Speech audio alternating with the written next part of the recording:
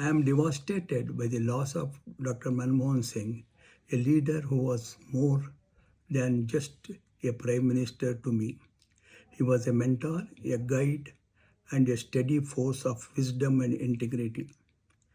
As minister in his cabinet and later deputy chairman of Rajya Sabha during his tenure, and also as deputy leader of the Congress parliamentary party under his leadership, he led with quite strength, humility, focus on nation's welfare.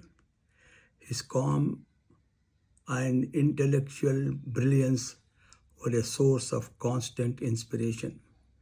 Dr. Singh's contribution to India were monumental. As a Prime Minister, he presided over a decade of economic transformation, lifting the millions out of poverty and setting the foundation for India's global economic rise.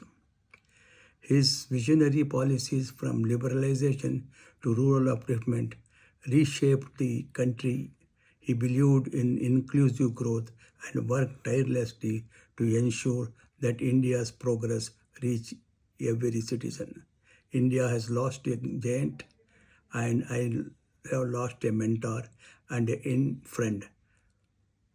His legacy will continue to guide us for generations. May his soul rest in peace.